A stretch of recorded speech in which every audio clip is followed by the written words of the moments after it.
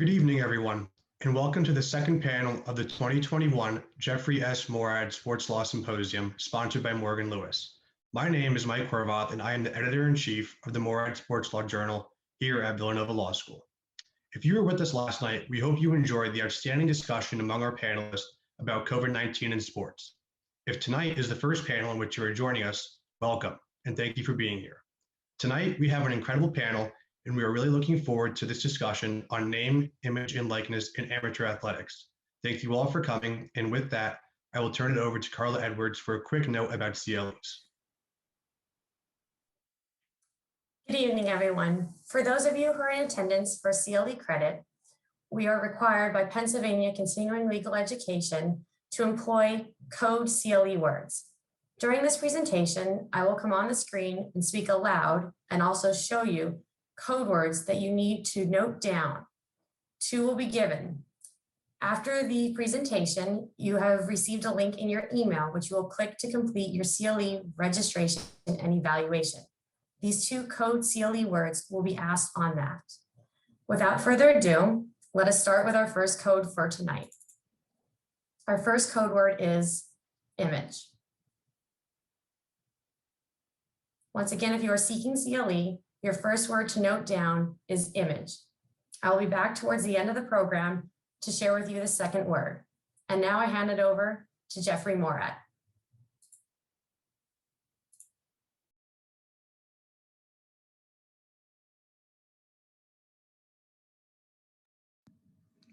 Good evening. I'm Jeff Moorad, chairman of the Moorad Center here at Villanova Law School. And I thank you for zooming in tonight and look forward to a second evening of fun and information at the annual symposium that the Moorad Center holds. It's hard to believe that it was 10 years ago that Dean John Gotanda and I began talking about the idea of creating a sports law center at Villanova University School of Law. And, piece by piece, as those discussions progressed, we came up with the idea of a sports law journal that students could be involved with, and also an annual symposium. So I'm proud to say that as this symposium now represents, I think, 9 years as we look back, many terrific memories over the years of great panelists and great areas that we focused on behalf of students as well as practicing lawyers that attend. So I welcome you tonight. We're excited to be able to put on the second evening in a 3-evening trifecta of the symposium, digitally, of course. And I'm proud to be here, albeit from California, virtually, but nonetheless with you in spirit. And we're looking forward to a great panel tonight focused on name, image, likeness, and the NCAA and college athletics, and how the focus on NIL by the colleges and university systems in the country really impacts college sports going forward. So it should be a terrific panel moderated by Andrew Brandt, our executive director, and I'm looking forward to listening. But separate from that, I also wanted to thank our sponsor, Morgan Lewis and Bacchius, a firm that I'm affiliated with. I chair their global sports practice, and quite proud of the fact that the firm is involved now for the 3rd year as a sponsor of this program. So thank you, Morgan Lewis, and a couple of our partners from the firm are participating in these evening programs over the next couple days. None tonight. Tonight won't have a Morgan Lewis rep, but for me. So as I do in every other year, it's my honor to toss to our executive director, Andrew Brandt. It seems like only yesterday that we reached out to him almost 10 years ago and asked if he'd ever consider leaving Wharton and coming out to Villanova to lead our efforts around building a sports law center that could provide meaningful education, not only to our students, but to lawyers and practitioners in sports around the country and around the world. The good news is he said yes, and we're thrilled to have an industry veteran like Andrew lead our program. So with no further ado, please welcome Andrew Brandt. Thank you.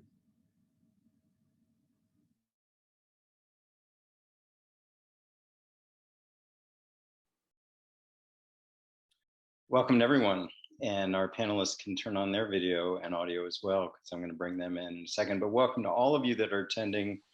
It's so exciting to have you here for our second of a 3-night symposium at the Moorad Center. Obviously, it's usually we do it in the Commons in the big building at Villanova Law, but this year is obviously different. But what an exciting time to be talking about this. Name, image, likeness is the issue in college athletics, and you can make the argument in all of athletics and sport, the business and legal issues of sports for the year. We're so excited to be able to talk about it with people that are experts in the field. I want to have everyone listen to these people. We're going to take questions and answers and answer when we can, but there's so much information about this. It is, you know, since COVID took effect, it was, and you could argue still is, the issue to be talked about with student athlete rights. And here we are in the middle, smack dab in the middle of March Madness. Go Wildcats, and we will have our Wildcat representatives here on the panel. So without further ado, we will get to the panel. And once again, I would, as Jeff did, thank our sponsor, Morgan Lewis, for sponsoring this event. And of course, all of you that are attending, including a lot of students from both Villanova and classes of our panelists. So let's introduce our panel. I'll go alphabetically. First of all, Professor Marc Edelman. Marc is a friend. Marc has been a repeat offender to the Moorad Symposium. He's a professor of law at Zicklin School of Business at Baruch College, also an adjunct professor at Fordham, where his students are now attending. Welcome to those students. Marc writes and teaches on sports law and antitrust law, intellectual property, gaming, fantasy sports, a true expert in the field. And he does legal consulting on his own with Edelman Law. So Marc, welcome. Good to have you. Thank you. Also with us, we'll go alphabetically again, Malcolm Grace. Malcolm is our Assistant Athletic Director for Compliance and Basketball here at Villanova. What an asset he has been for us. Coming from a background of lobbying in Washington, D.C., he handles all the compliance issues for men's and women's basketball and the Athletic Compliance Office. He has taken my students as his interns, who are thrilled to be working for him. And he is someone that is hands-on with our signature team at Villanova, the basketball team, now in the middle of getting ready for its game against Baylor on Saturday. So welcome, Malcolm. Thank you very much, Andrew. Also with us, Professor Dion Kohler, Professor of Law, Director of the Center for Sport and Law at the University of Baltimore School of Law.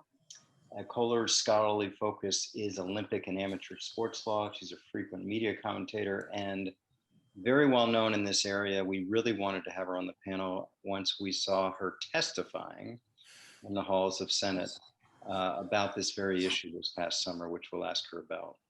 Welcome, Dion. Thank you. Blake Lawrence is the CEO of Open Doors, and for those of you who follow the world of social media, you know his name well. He has taken advantage of this NIL opportunity, which is, again, not yet official, but is getting ready to implement it across many universities, which he'll talk about. Something he's done for many years on the pro side and about to implement it on the college side. No one better in the world of social media activation than Blake Lawrence of Open Doors. Welcome, Blake. Thank you all.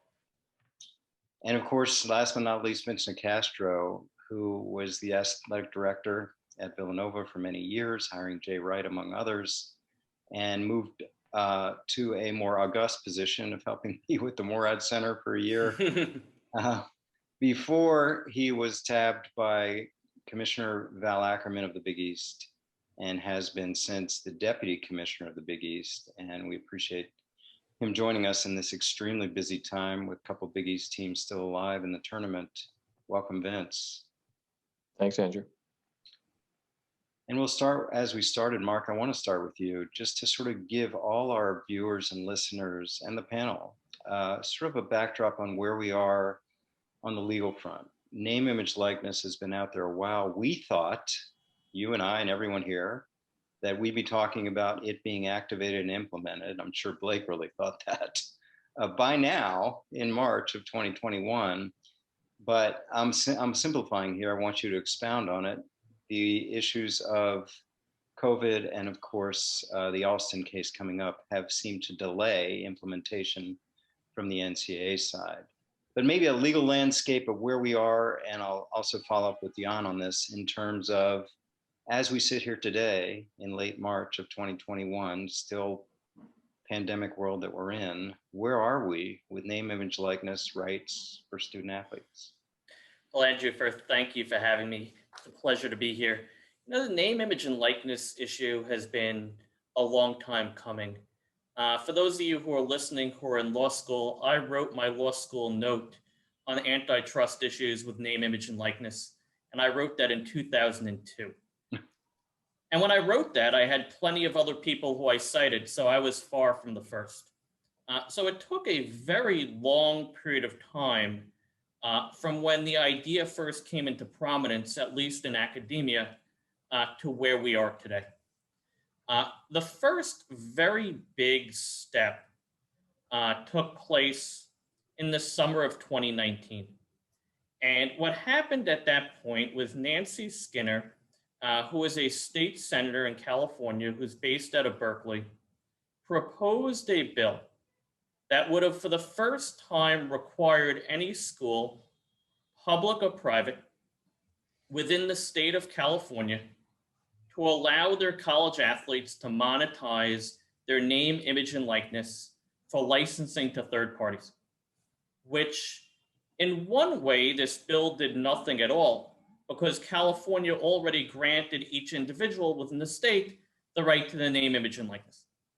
But where it did seem to do a great deal was it created an innate conflict between California's state rule that required every college, public or private, to allow athletes to make money off their name, image, and likeness, and the private NCAA trade association rule that says no college may allow. Now, this is not a legal conflict. This isn't a matter of preemption between state law and federal law. This is state law versus a private association, which has to follow state and federal law. At the last minute before the bill was passed, an amendment was put onto the California bill to delay the date it would take effect until 2023, which was intended as a way to try to allow the NCAA dragging and kicking its feet to come to their own resolution to allow this, rather than being compelled to have some states do and some that didn't. And I had the pleasure of testifying on behalf of that bill at the California State Legislature. Well, what happened was almost as soon as the California bill passed, a number of other states said, oh no, we might not be in the best position to compete for athletes because there'll be an advantage to going to California. The athletes in California will have a right that athletes in other states didn't. So all these other states that had done nothing, that had dragged their feet for close to 20 years, once they saw California move, began to move as quickly as they can to get bills of their own. And Florida is interesting because the California bill was Democrat proposed. The Florida bill was primarily coming from Republicans, passed a very similar bill to allow college athletes to control their name, image, and likeness, but it did not have the 4-year delay. So my understanding is it's January 1st, 2022, the Florida bill will go into effect. California has since expedited theirs to the same point in time, and there are a number of other state bills that are percolating that will do the same. So now there is kind of this race going on because the NCAA purports we can't allow some state colleges to have it, but other states' colleges not to. And the easy thing for the NCAA to do morally and legally would be just deregulate it. But what they want is standardization. So there's now this race prior to January 1st, 2022, to try to get some form of a federal bill in place to determine on a national level certain rights for college athletes to control their name, image, and likeness. Even if that's passed, it's not clear that that would preempt state law.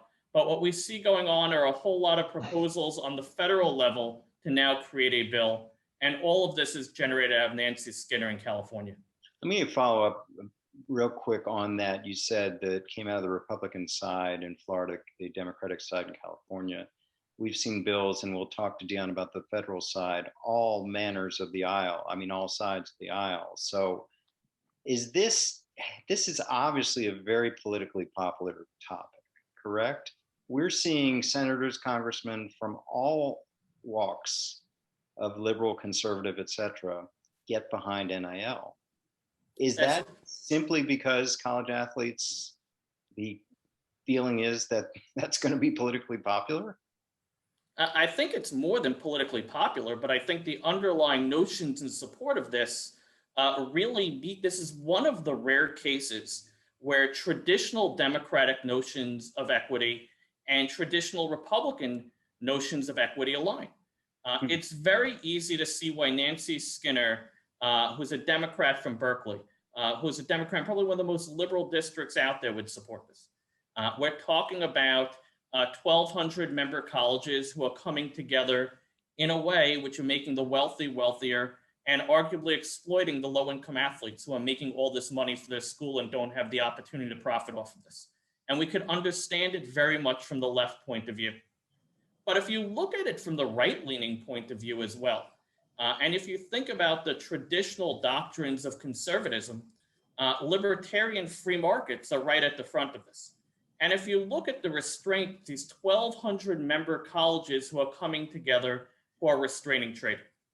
Now, if you're a capitalist and you believe in traditional capitalism, the one true check on capitalism is antitrust law. Antitrust law is not anti-capitalism, even though there are a few Congress people who have presented it that way.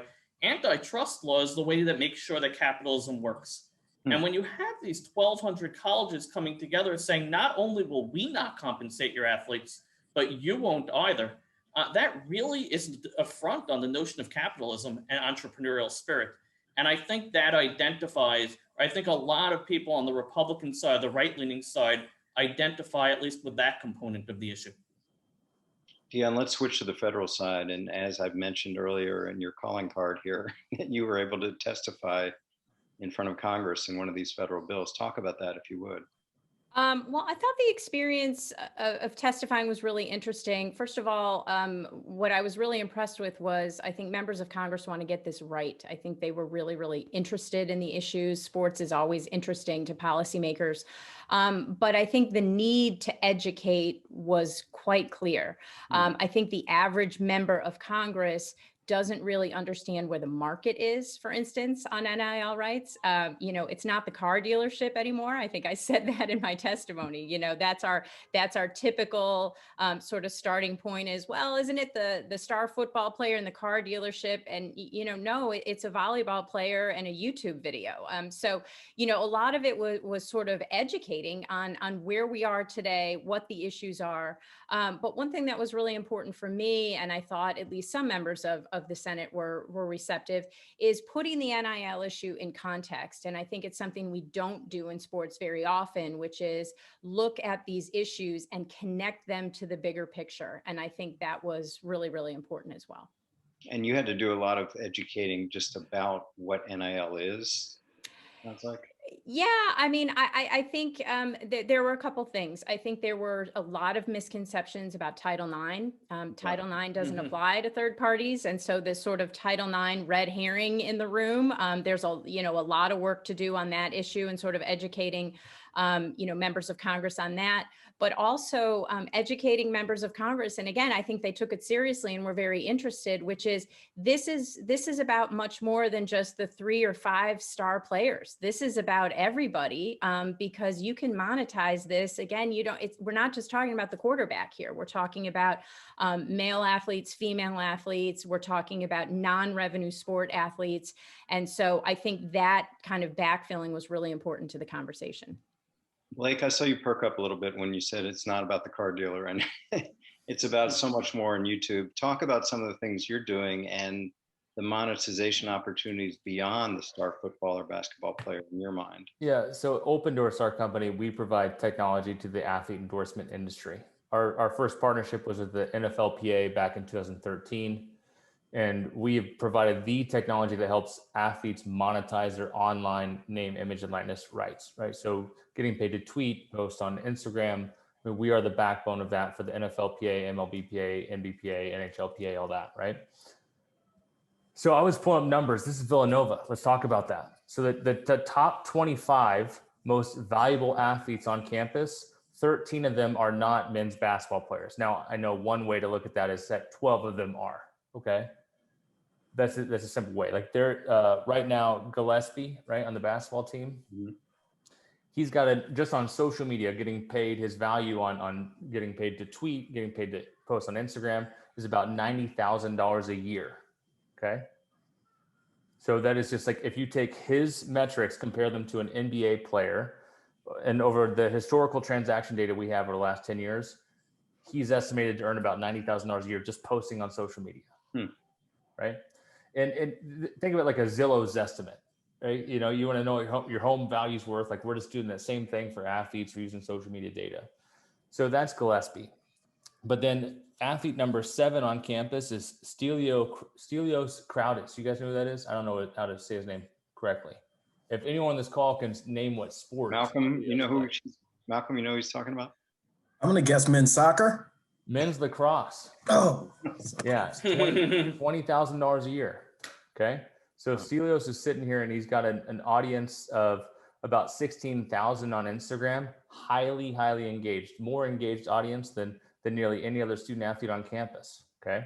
And so that's the sneaky stuff, right? It is the fact that every athlete, of course, men's basketball across every campus in America, those athletes have a built up audience. It's just how it works. Right. But the fact is athlete number 7 isn't a basketball player. It's a men's lacrosse player. It's a sophomore, on the men's lacrosse team that has $20,000 in earning potential right now and just through social media. So it's not your grandpa's endorsements, right? This is a different era for athletes. So Blake, you're armed and ready to go, right? And this delay, for whatever reason, is just putting you on hold longer in terms of you've contracted with different schools. Talk about how you're locked and loaded. Yeah, so Open Doors, the very first product we introduced was this Open Doors Deals, which is a monetization engine helping athletes make money. And then we introduced for the NFLPA this Open Doors Monitor, which tracks who's getting paid by who, and the group licensing agreements and media rights agreements, all that. But then we just recently introduced an NIL education product. So this is really about helping athletes prepare for this, right? To take these estimates and understand how to improve their value. And so no matter when the rules go into effect, Andrew, we feel confident that we can help institutions provide value to the student athletes and saying, hey, no matter what, if you can get paid in 2021 or 2022 or what types of deals you can get, how you represent yourself in the world matters. And so we're going to start to invest in providing resources to student athletes to do that. I think that's the byproduct of NIL that not many people talk about. Yeah. Is that there's a deep investment in student athlete development and their personal brand and life skills that most of the time was put to the side. Your resume used to be the only thing you walked out of college with, right? And now it's going to be your entire online persona, and every student athlete can win in that era. I want to bring in Vince. Vince, you and I have talked about this for a long time. You've come through this as an athletic director, as an instructor on this issue now, and of course, running the Big East. Do you see this as kind of a natural evolution for student athletes over the 20 plus years, 30 years you've been involved here? or is this coming as any kind of surprise, like what Blake's talking about right now? I think it is a natural evolution, Andrew. I don't go back as far as 2002 like Marc does on this issue, but certainly over 7, 8, 10 years, this has been an issue that's been out there on the horizon, has picked up momentum, obviously, over the last 4 or 5 years. And in some ways, if you go back to my class 5 or 6 years ago, the feeling was this was inevitable, right? That at some point, student athletes will be permitted to benefit from their name, image, and likeness, and philosophically probably should. And I've had the good fortune of being side by side with Val Ackerman, our commissioner, who co-chaired the NCAA's NIL working group for a period of about 18 months, and was getting access to information and the discussions. And I think where they ended up philosophically was that, again, this is a right that student athletes, like other students, should be able to benefit from. And then I think the struggle was then, how do we handle the practical issues that come along with this? And Malcolm's on the front line there, related to the implementation and then appropriate regulation. And I think they're the issues that still need to be resolved. And I think we're on the doorstep of being resolved until the brakes were put on this in January. But let me pick up on that, Vince, the brakes being put on it. Are you in a holding pattern waiting for, in your mind, the COVID to resolve, Alston case to be heard and potentially decided? Or when you're getting information from the NCAA, is it more just hold on, guys, these other things have to happen? And then what do you hear about the state bills affecting, you have schools in different states? Yeah, I think all those things are happening simultaneously. I think the expectation is that name, image, and likeness is coming, whether it's coming through the various state patchwork of state laws where it's going to be forced, which may not be the best scenario, or through NCAA legislation.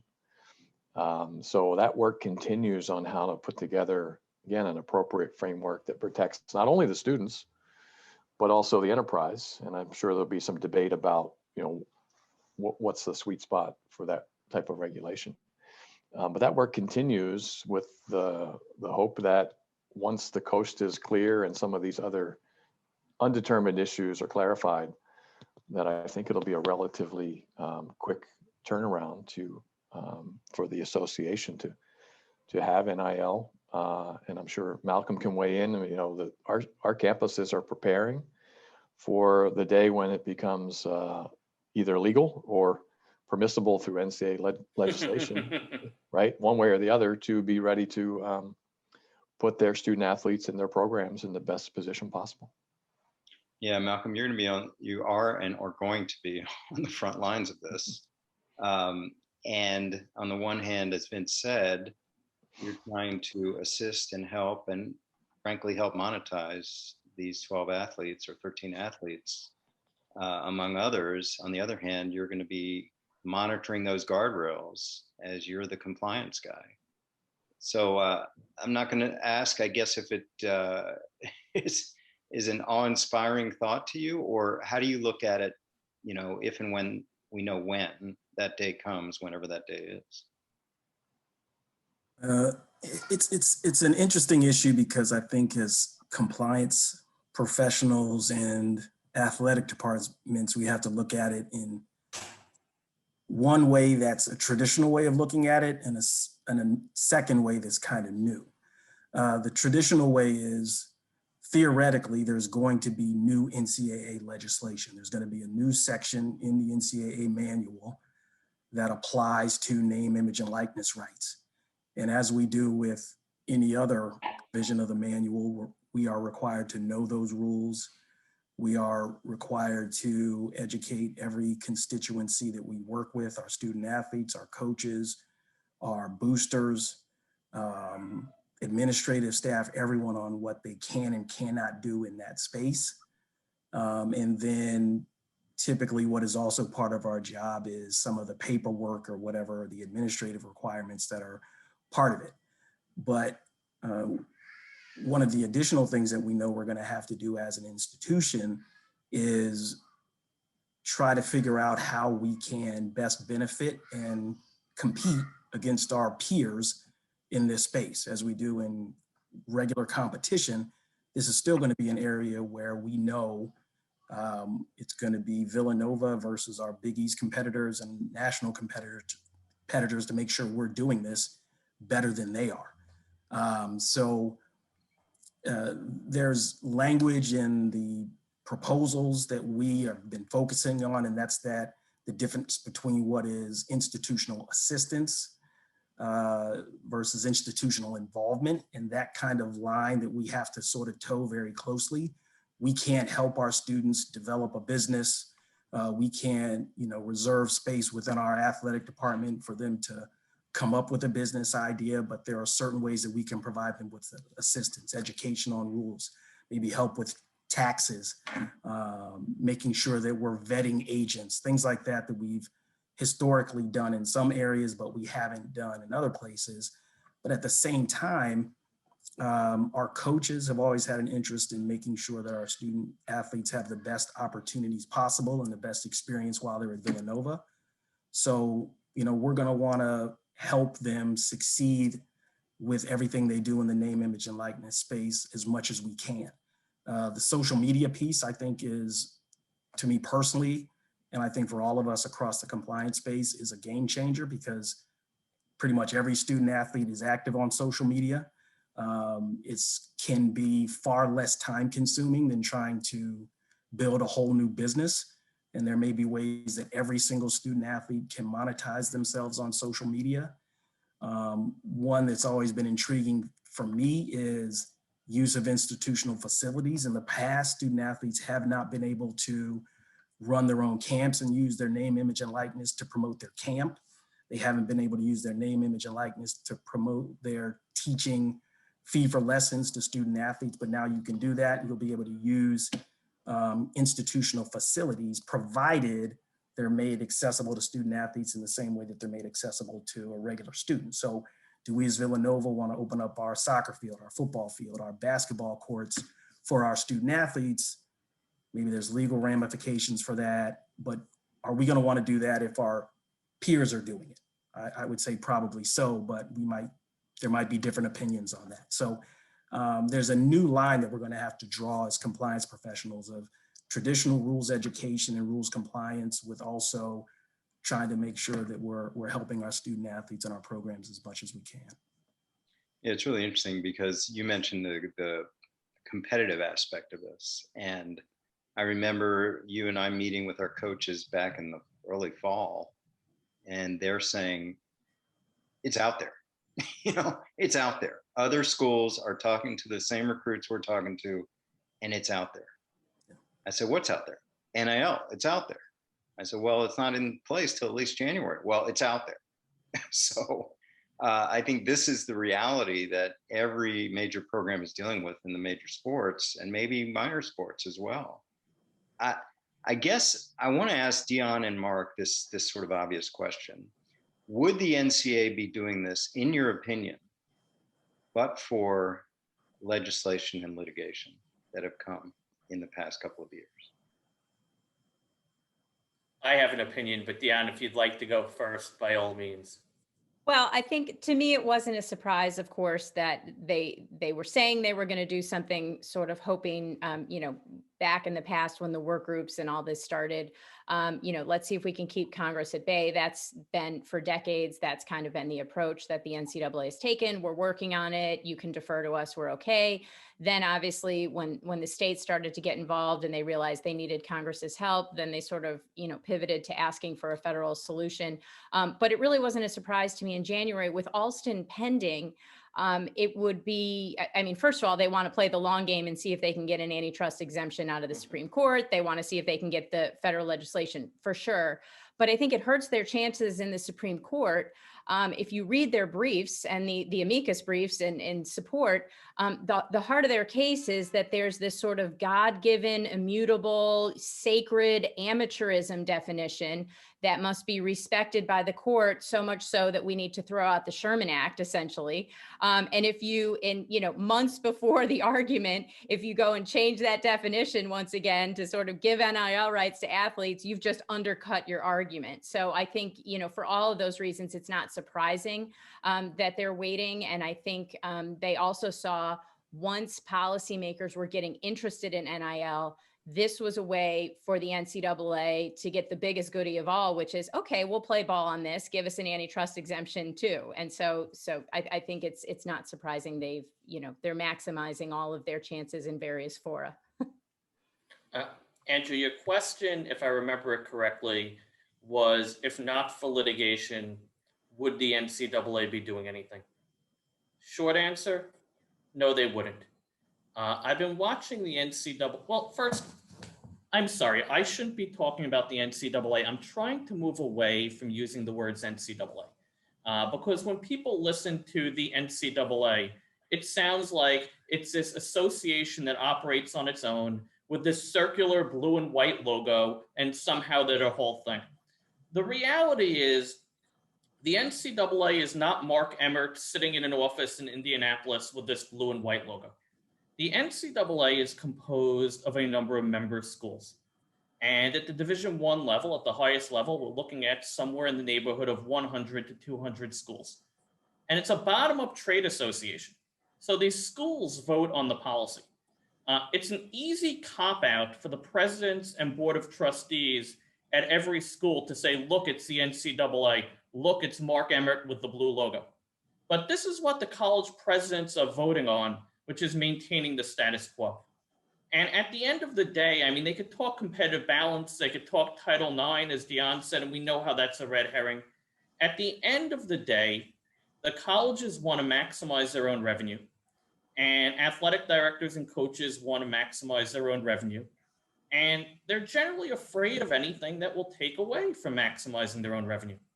Now, if we look over the past 20 years, about times in which there's been reform in this NCAA trade association, it's never come from the college president saying, we want to do this because it's the right thing to do. There are two types of situations that push towards this reform that we really need. One is litigation. We've seen it with O'Bannon pushing reform. We've seen it with the earlier antitrust case involving scholarships from many years back requiring reform. So legal threats are definitely pushing for reform. The second thing that has pushed for reform is media embarrassment. And the example of media embarrassment I give is the NCAA, for as long as I've been alive, had a rule that I think most of us would consider utterly ridiculous. In their effort of controlling the amount of money that could be spent on college athletes, they used to have a rule limiting college athlete food, right down to the point that they could have bagels but not cream cheese.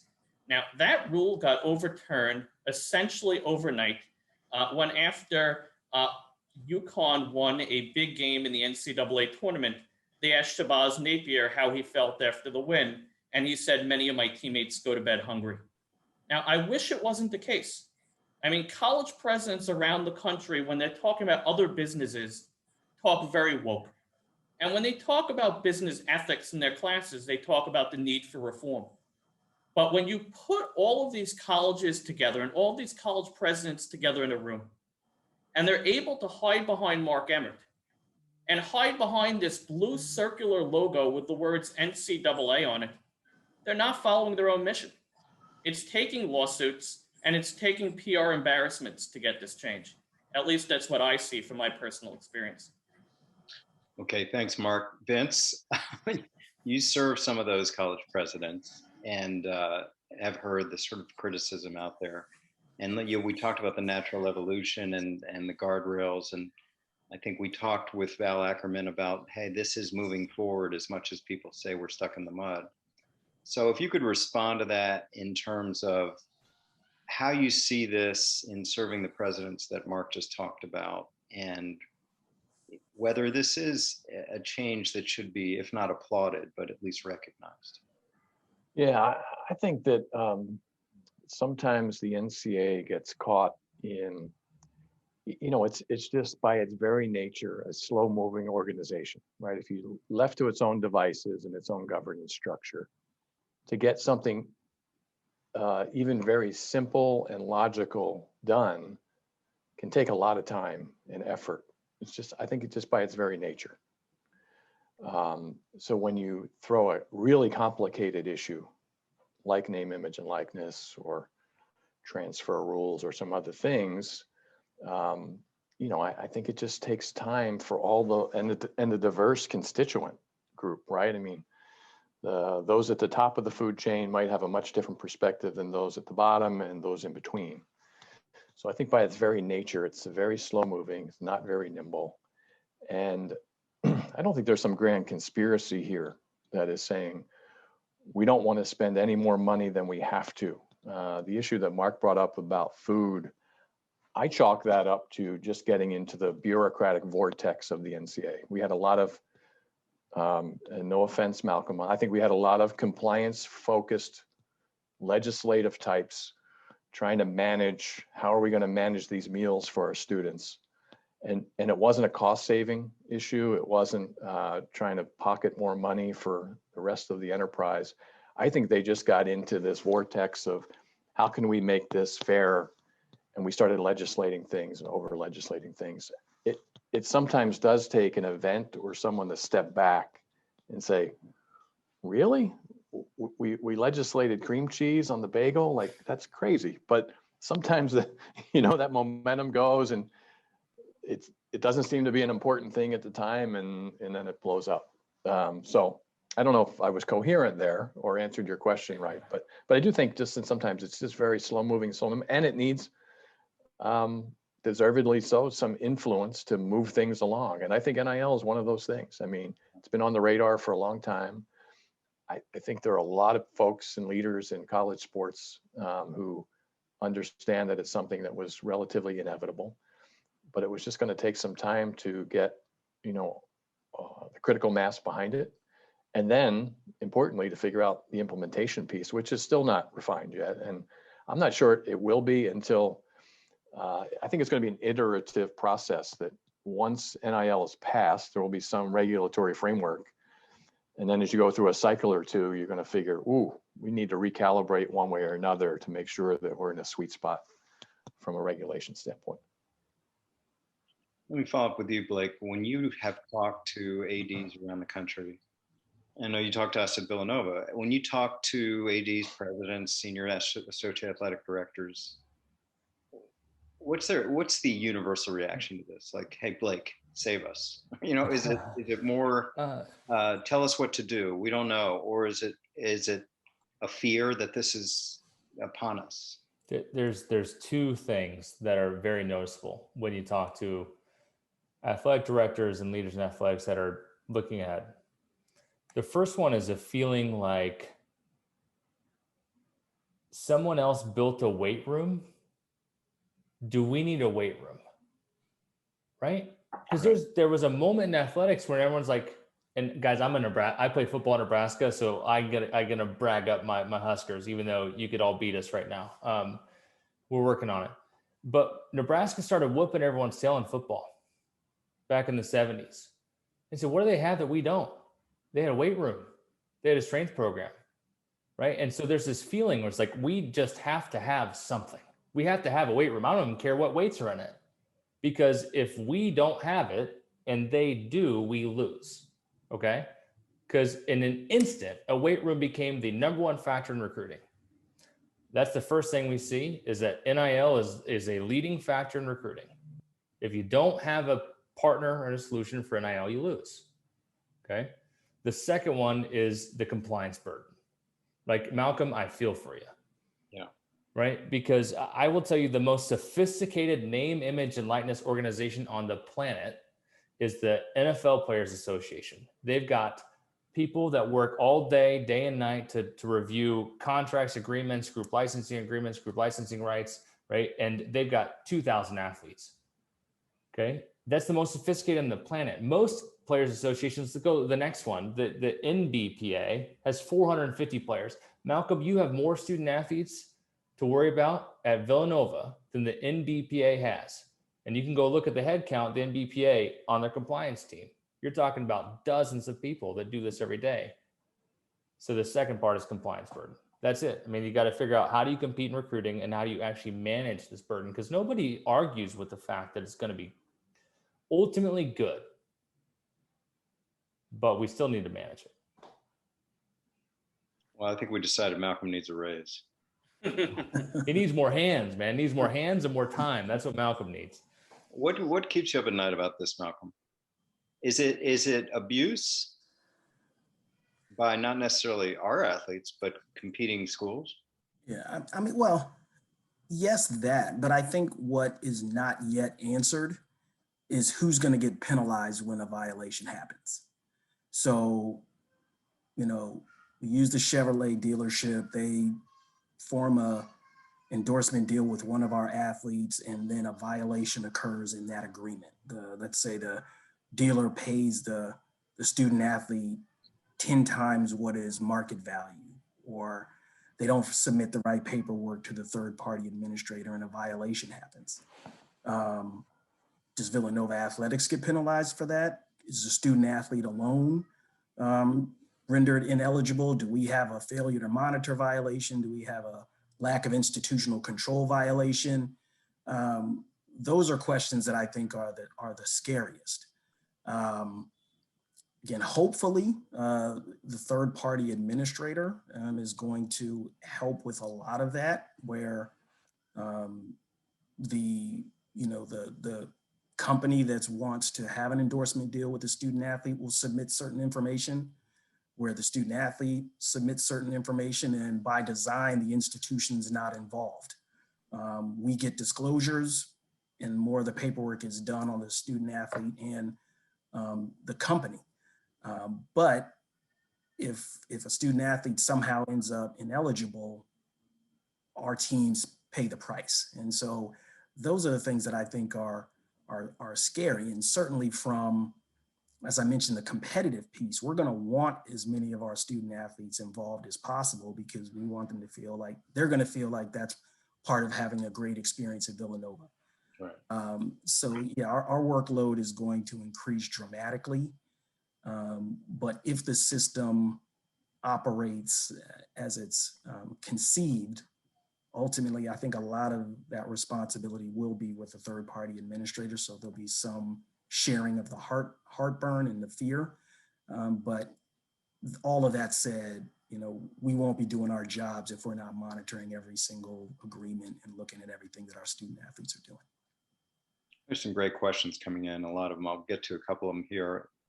Jim asks, Paquette asks, will NIL negatively impact revenue from local businesses through migration from school partnerships to athlete partnerships? I think we were talking about this before.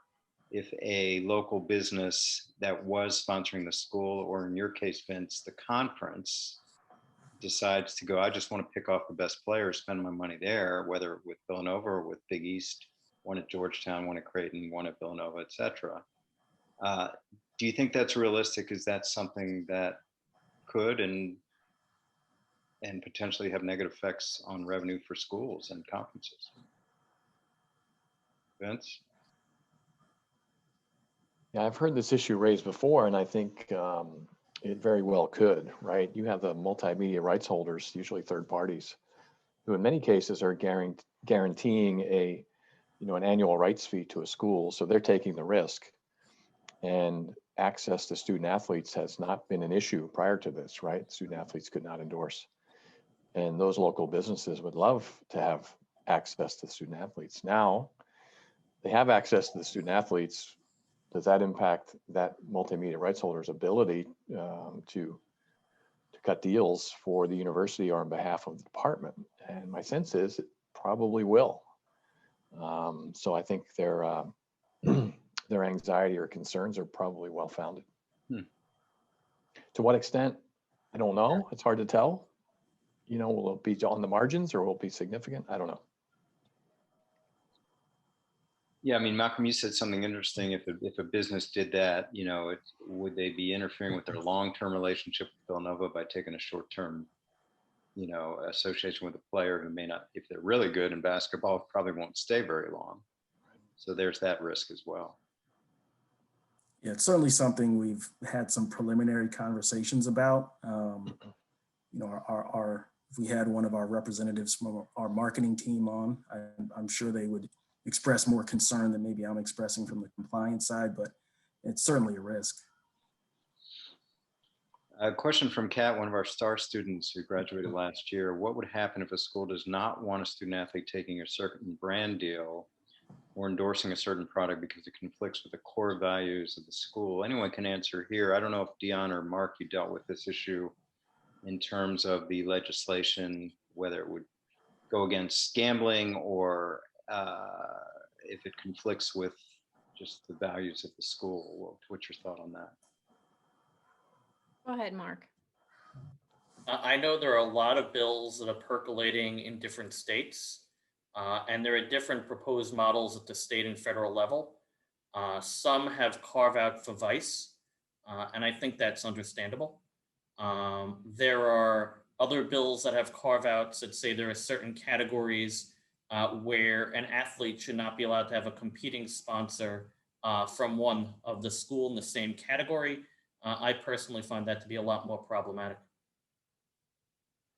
I think that's the area, Andrew, where I think there's a potential for a lot of agreement, bipartisan agreement. I think coming around the idea that there should be these sort of relatively limited categories where the school should be able to say, we don't want one of our athlete ambassadors, endorsing a gambling product or something like that. So I think that's an area where you're going to see a lot of bipartisan agreement. But I think Marc is right in the sense that how you define that, conflicting with the values, conflicting categorically, I think that's the devil's in the details there. Andrew, if I could jump back in for a second, because I just want to explain something that, prior to California or any other state proposing a bill, the issue was these 1,200 member colleges were coming together and passing a rule that says no college can endorse products. No college athlete can endorse products. So not just their own, but others. If the NCAA could just drop this rule, if these 1,200 member colleges get together and drop the rule, and no longer have a rule on the federal level, on the national NCAA level, that says no school may allow their college athletes to endorse products, and they deregulate that, what would probably have happened would have been those state bills would go away. Who knows, maybe they still will. Now, if there was no NCAA rule disallowing this, and thus no state rule to explicitly allow it, we would have been in a world where any individual college would be allowed to make their own decision. And that's the true free market outcome. Now, what that probably would have meant was colleges would allow athletes to endorse at least certain products, because the more freedom they provide, the better position they would be to get athletes. But with that said, there are going to be public schools that are going to be opposed to certain things they may consider to be pornography. You're going to have religious schools, for example, Villanova, that might be opposed to, for religious reasons, having relationships with players and endorse other products. If we had a true free market and the NCAA didn't put these restraints in place, and thus we didn't need the state bills, then each college would be able to make their own decision and these problems would have gone away. Well, isn't that in a very simplistic way what the Austin case is seeking? Absolutely. Free market and that would throw things into complete, I don't know, Vince, the word chaos, if that were to happen. I think that's a good word. Yeah. And some of it is the fear of the unknown, right? Is we don't really know what the impact of NIL will be on our operation until it happens, right? So but the anxiety around what happens if, will that market sort of settle in and be manageable, or is it going to be total chaos for forever? So I think that's one of the dynamics we're all trying to come to grips with.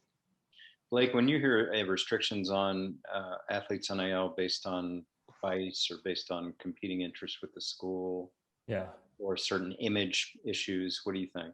Well, I understand the category conflict, like the category restrictions based on vice industries, but the slippery slope here is that the first school that says we are a Nike school, you cannot endorse Adidas, is the first school to lose every recruit that potentially wanted to go with Nike but just want to go to that school. Like, I think that no schools will eventually ever ban a specific sponsor because of an existing sponsor. If so, they are clearly putting their economic benefits of themselves above the student athlete, which is not going to be good in today's media environment. It's just not. And recruiting wise, it's not. So it's just not.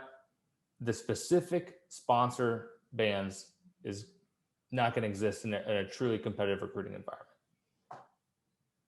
Interesting question from Matt Dacey. How do you view future NIL legislation affecting universities' retention of athletes I guess we're talking about the top basketball, football players, as opposed to athletes declaring for the draft or bypassing college as a whole and going straight from high school to the G League or MLB draft? Do you think that's a realistic way for university to retain these A-listers?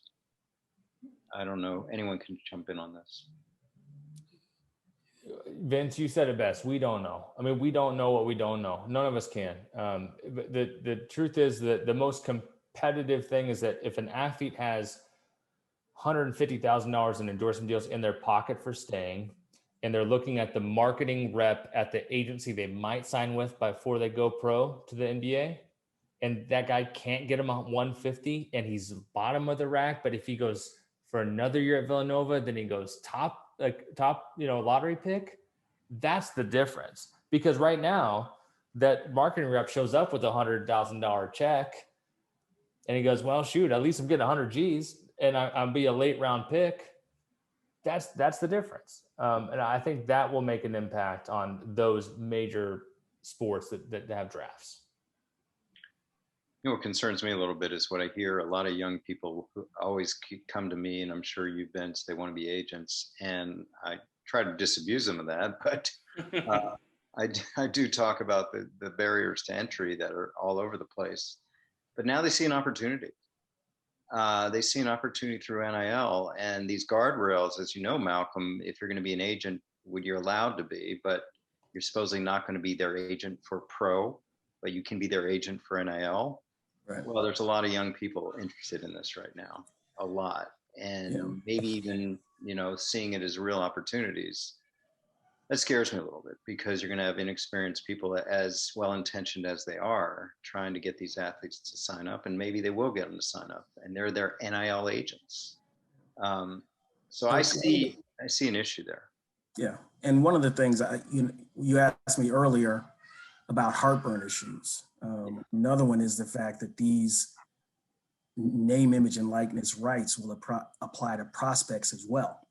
Right. So it's not just current student athletes, it's prospective student athletes. So you can be a 16-year-old stud football or basketball player, and you can start to monetize your rights already. And that could impact two things we're talking about, right? It could impact eligibility if something goes wrong before any NCAA compliance person or institutional compliance person has a chance to educate that student athlete.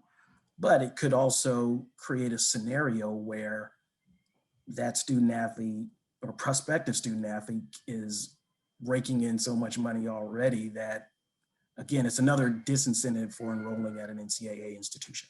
Monetize, do G League, heck, play on your local court until you're, draft age eligible or whatever it is, depending on what the NBA does. So, I think the monetary opportunities that name, image, and likeness rights will create from anyone, once they get into that elite 5-star status, I think they're going to be in a position where people will be willing to pay them to endorse and to post social media content.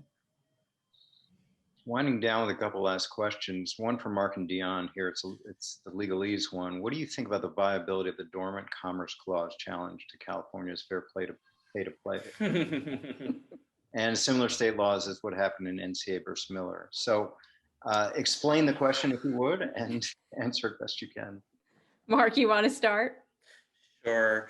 I've had a lot of conversations about this Dormant Commerce Clause question when I was asked to testify in California. And I had discussed it substantially with an advisor for California, who's a constitutional law professor in California, and one of the more well-known constitutional law professors in the country. His explanation made all the sense in the world to me. Because I'm not a constitutional scholar, I'll generally go with it and try to give it to you as best as I could. This does not seem to create a Commerce Clause issue. And despite the Miller case, there's a newer case that comes out of one of the district courts that are part of the Ninth Circuit that involved the growing of faux gras that was being imported into California and restrictions on how you could treat animals, which makes the point.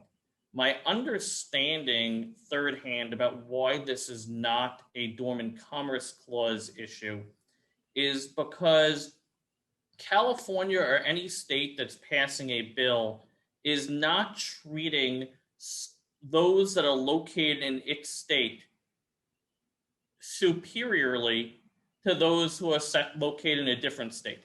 So it's not as if that there is a system in place that is preferential to those in their state and inferior to those in the other.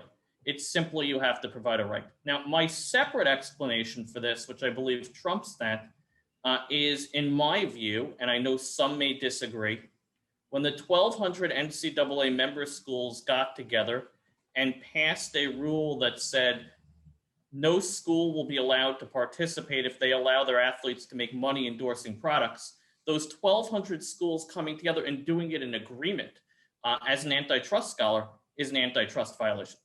And thus, from my view, the bills such as the California bill and the Florida bill are simply requiring the public and private colleges that are based within their state to comply with federal antitrust law.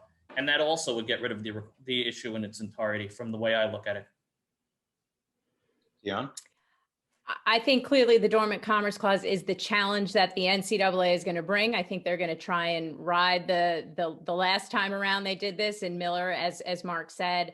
But I completely agree with Marc. I mean, the circumstances here are very, very different. The challenge in Miller and what caused the other state statutes to fall on Dormant Commerce Clause grounds at that time was different states in the wake of the Tarkanian case were passing due process statutes saying, okay, if you come in and you're going to sanction a coach or a player or whoever in Florida, you have to give this level of due process. In Nevada, you have to give this level of due process. It was directly sort of regulating the NCAA and how they were doing business in different states and sort of making them adopt different practices. That's not the case here. Really what the NIL legislation is doing here is restoring rights that athletes went to college with. The right of publicity is a right given to all of us by our states. And this is, as Marc says, this is lifting a restriction. This isn't telling the NCAA you have to have 50 different types of hearings. So I think the Dormant Commerce Clause challenge is the one they will bring, but I think it is a much weaker case this time around. The time has flown. I want to go around the horn one more time, sort of give a prediction. I know we're not in the prediction business, otherwise it'd be a sports betting panel. When, I guess, and if the answer is it's not happening, I don't know if anyone would predict that. When will we see NL rights to college student athletes? And will the resolution come from the NCAA alone, or the NCAA combined with some federal legislation alone, with the NCAA kind of out of the picture, and just sort of a vision for the future on this important issue? Start with you, Marc. The Supreme Court's going to decide the Alston case in late May. The ruling will be 9-0 in favor of Alston, and there'll be some concurring opinions that will be even harsher to the NCAA than the Ninth Circuit. This will cause one of two things. The logical move by the NCAA of going to Congress and seeking to compromise and granting nil rights for hopes of moving forward, or alternatively, a whole series of new antitrust cases coming through directly challenging the restraints on nil. The first one would be the better way to resolve it. The second would be expensive and unfortunate, but one of those two will lead to change. Vince, when you hear that, how do you respond? I'm not certain about the outcome of the case as Marc is 9-0. But I do think that probably the best case scenario is to have some partnership on a federal legislative bill that provides NIL rights, and that people are comfortable with, and it provides, again, this sort of common sense, appropriate level of regulation, some of which we talked about tonight that I think all parties would agree to. And I think it could be effective as early as next school year. Yeah. Malcolm? Yeah, I think, I believe it was sometime in January when I believe it was an assistant U.S. attorney wrote the letter to Marc and you know, let him know that there will be antitrust implications, I mean, related to transfers and everything else. I think at that point, it was not only was the legislation taken off of the NCAA's calendar, I think it was put entirely in the hands of the U.S. Congress at that point. I don't think there's much that the NCAA can do at this point with those threats of intervention, and with the activity going on in both the Senate and the House of Representatives. I think it has to be a federal result, and that's the best way to get rid of the patchwork of state bills and have something that's resolved, and hopefully the negotiation can be something that reduces the amount of litigation. So that's my prediction at this point. Blake? Within the next 5 months, there will be a federal bill, federal legislation around NIL rights, getting rid of the state patchwork. The NCAA will have in effect NIL legislation changes that, Malcolm to speak, require a third-party administrator disclosure process, right, to alleviate the compliance burden on campuses. And within the next 5 years, the way that athlete endorsements work across all levels of sports will look more like they do for a college freshman than they do right now for a fifth-year veteran in professional sports leagues, right? This will set the standard for the future of athlete endorsements for the next decade. And the next 5 months have an impact the next 5 years of this entire industry.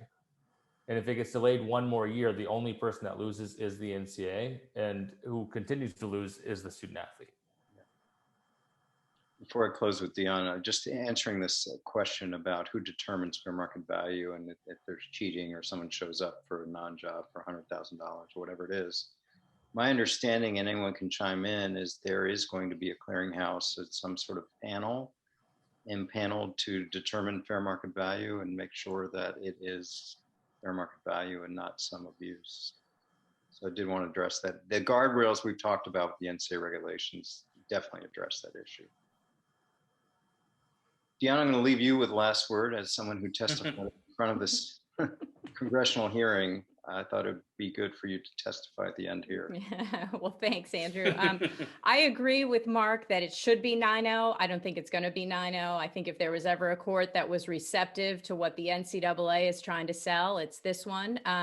But I think the backstop here is that if the court, for instance, did imply some kind of antitrust exemption, I think we have Congress ready to act even on that as well. That can, of course, be undone by legislation. I think what the most likely outcome is, I do think they should prevail. The Alston plaintiffs should prevail. I think they probably will.